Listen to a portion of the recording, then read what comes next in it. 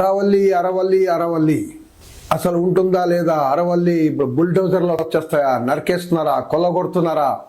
ప్రపంచంలో 4వ పురాతన కొండ ప్రాంతం, 300 crore years ఓల్డ్ ఉన్న కొండ ప్రాంతం అరవల్లి హిల్స్. అసలు దాని భవిష్యత్ ఏంటి? 20 సంవత్సరాల్లో థార్ డెసర్ట్ అనేది వ్యాప్తి చెంది ఉత్తరప్రదేశ్ అంతా నిండిపోతుందా? గంగా జమున అంతా ఇసుకలు నిండిపోయి చచ్చిపోతాయా? ఇవి రాజస్థాన్లో పెద్ద ఎత్తున నిరసనలు, ట్రాక్టర్లు రోడ్డు మీద వచ్చేసినాయి. రైతులు, వ్యవసాయ కార్మికులు, స్టూడెంట్స్, యూత్ అంతా, మేధావులు అంతా రోడ్డు మీద వచ్చేసారు. ప్రొటెస్ట్ పెద్ద ఎత్తున రాష్ట్ర వ్యాప్తంగా. ఏంటంటే సుప్రీంకోర్టు 20th November 2025 ఇచ్చిన తీర్పు అది పెద్ద దుమారం చెప్తుంది. ఈరోజు ముందు అరవల్లి గురించి తెలుసుకుందాం. ఫస్ట్ 2 విషయాలు.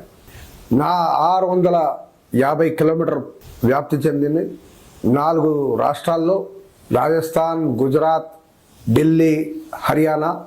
119,000 కొండలు, 119,000 హిల్స్. ఇది అరవల్లి. ఇసుకలు వస్తే, శాండ్ స్టార్మ్ వస్తే, ఇసుక తుఫాన్ వస్తే ఈ అరవల్లి హిల్స్ గోడలాగా నిలబడి కాపాడుతుంది. లేకపోతే నార్త్ ఇండియా అంతా ఇసుక తుఫాన్తో నిండిపోతుంది, జనాలు చచ్చిపోతారు. ఈ అరవల్లి అనేది గోడగా నిలబడింది. మీరు అరవల్లి బేస్ కింద వెళ్తే కింద టాల్కమ్ పౌడర్ లాగా కనపడతాయి. అంటే శాండ్, ఇసుక అనేది ఆ రకంగా తయారై ఉంది. దీన్ని సుప్రీంకోర్టు ఇప్పుడు అరవల్లికి ఒక కొత్త నిర్వచనం ఇచ్చింది, వినూత్న నిర్వచనం. 100 మీటర్లు ఎక్కువ ఉన్న కొండలే అరవల్లి, మిగతాయి కాదనమాట. 99 మీటర్ల కన్నా తక్కువ ఉన్న ఏదైతే కొండ ఉందో that is not Aravalli hills అనేది ఆ రకంగా తీర్పు వచ్చేసింది.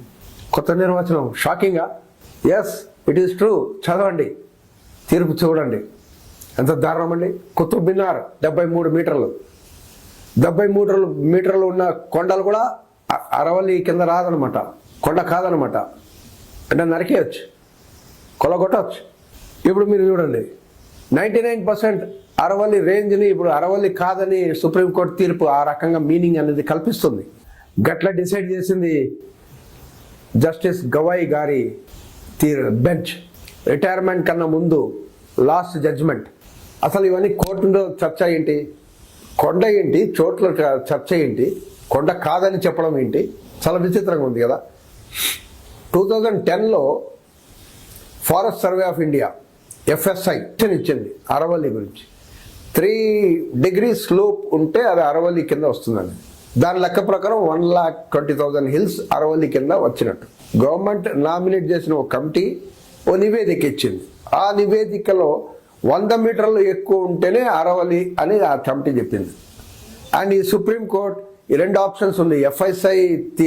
FSI ఒక నిర్వచనమా, కమిటీ ఒక నిర్వచనమా? సో సుప్రీంకోర్టు కమిటీ ఒక నిర్వచనాన్ని అప్రూవ్ చేసింది, యాక్సెప్ట్ చేసేసింది. 100 మీటర్స్ అబవ్ ఉంటేనే అరవల్లి. మరి ఇదే సుప్రీంకోర్టు 2018లో 128 హిల్స్, దాంట్లో 31 హిల్స్ మాయమైపోయిందని బాధపడింది, కన్సర్న్ ఎక్స్ప్రెస్ చేసింది సుప్రీంకోర్టు.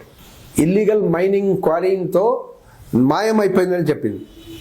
అక్కడ ఒకప్పుడు 10 ఫీట్లలో వాటర్ వచ్చేది, ఈరోజు 200 ఫీట్లో కూడా వాటర్ రావట్లేదు.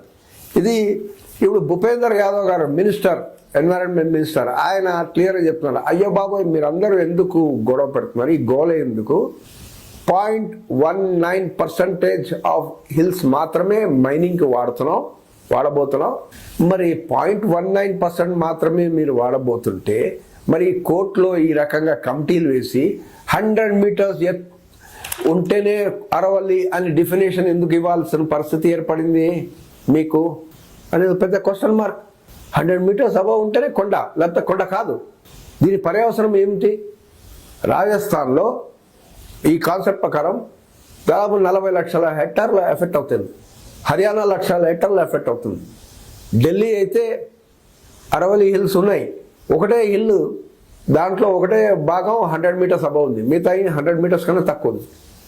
అంటే అయిపోయింది, అవి హిల్స్ కావా? ఇక నరికేసి ఈ రియల్ ఎస్టేట్ వాళ్ళు టోటల్గా దాన్ని దండుకుంటారా? వచ్చిన అంచనా ఉంది, ఢిల్లీ దగ్గర ప్రాంతంలో ఒక విలేజ్లో 1 ఏకర్ ఈరోజు నార్మల్గా 50,000 రూపాయలు వెళ్తుంది.